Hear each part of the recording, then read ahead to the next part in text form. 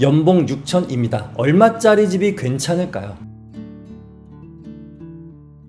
아크로 리버파크, 원베일리 84제곱이 50억 실거래가가 등록되었습니다. 여기서 아셔야 할 점은 아크로 리버파크 같은 고가의 아파트 같은 경우는 한강이 보이는 곳과 안 보이는 곳이 거의 10억 가까이 차이가 나요. 저층의 아파트 뷰와 고층의 한강뷰는 아무래도 많이 다르겠죠. 아크로 리버 뷰라는 단지도 같은 동임에도 불구하고 저층과 고층의 차이가 10억 정도 차이가 납니다. 저층에서는 한강이 거의 안 보이고 올림픽대로만 보이거든요. 고층으로 가면 갈수록 한강과 서울의 풍경이 정말 멋있게 보입니다.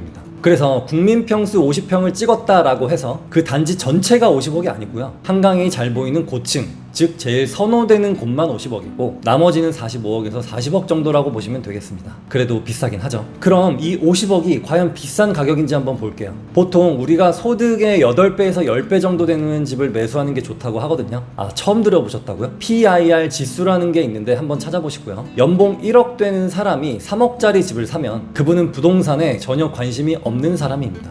연봉 1억 정도 되면은 한 8억에서 10억짜리는 봐야 된다는 거죠. 뭐 6억, 7억 정도 봐도 상관없습니다만 보통 비싼 아파트가 더 많이 오를 가능성이 크기 때문에 이왕이면은 투자까지 고려한다면 8배에서 10배 정도는 봐야 합니다. 그럼 50억짜리 산 사람은 소득이 5억이면 되겠네요. 한번 기업들 평균 연봉을 볼게요. 임원을 제외한 2023년 평균 연봉 자료입니다. S-오일 1억 7천, SK텔레콤, SK이노베이션 1억 5천. 만약에 여기 임직원들끼리 결혼을 하면은 연봉 3억이 되는 거죠. 그러면 30억짜리 집을 사는 겁니다. 30억이라고 하면은 아크로 리버파크 59제곱을 살 수 있는데요. 근데 평균 연봉이 1억 7천이니까 신입사원이 뭐 한 7, 8천이라고 가정한다면 부장급들은 뭐 2억 정도라고 한다면 그 부장들이 만약에 같은 회사 맞벌이 부부다? 그러면 연소득이 4억이 되는 겁니다. 그러면 40억짜리 사는 거예요. 그럼 이런 질문이 있을 수 있겠죠. 아니 연봉 1억이 넘는 회사가 얼마나 되나요? 얼마 없는 거 아니에요? 라고 할 수 있겠지만 평균 연봉이 1억이 넘는 회사가 47개로 집계가 되었는데요. 말 그대로 이건 신입사원부터 부장까지 다 포함된 평균입니다. 그 뜻은 1억 넘게 연봉을 주는 회사들이 훨씬 많고 통계지수로는 근로소득 1억 이상이 120만 명 정도 된다고 해요. 현재 우리나라 전체에 20억이 넘는 아파트가 정말 많잖아요. 그 이유는 연봉 1억 2천 되는 사람과 8천 되는 사람이 만나서 결혼하면은 연소득이 2억이 되고 그 사람들이 20억짜리 집을 사기 때문입니다. 그런 사람들이 생각보다 많기 때문에 그렇게 집값이 형성되는 거라고 보면 됩니다. 제가 문화센터에서 상담을 하는데 정말 깜짝깜짝 놀라요. 30대 초반 부부인데 저희가 몇 억이 있는데 어디를 보고 있어요 라고 하거든요. 아니 이렇게 젊은데 몇 억이 있다고? 놀랄 때가 있는데 그러면 고소득자 말고 5천, 6천 정도 되는 분들은 어떻게 해야 될까요? 우리나라에는 다른 나라에는 없는 전세라는 제도가 있고 그것만 잘 활용하면 얼마든지 부의 사다리로 활용할 수 있습니다.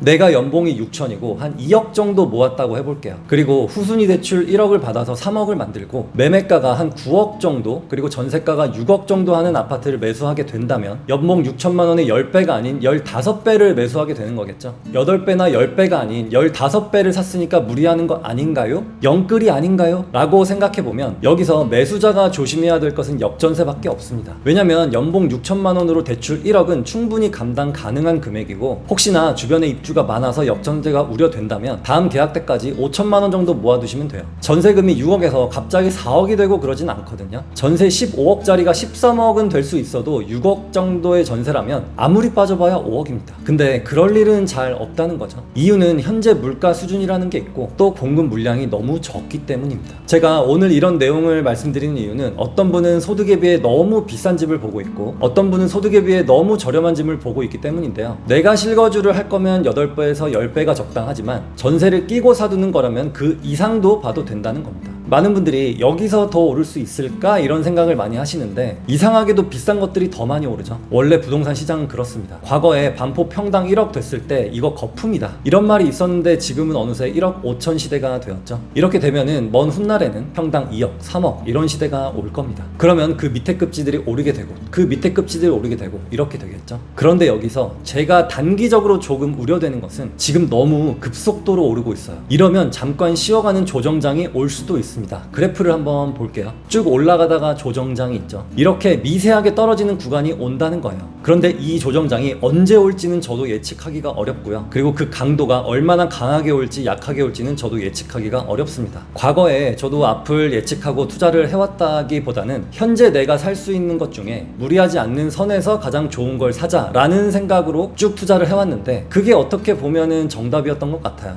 여러분들도 자신의 소득을 잘 계산해 보시고 좋은 선택을 하시길 바랍니다. 그리고 나의 똑똑한 강아지, 많은 사랑과 관심 부탁드릴게요. 감사합니다.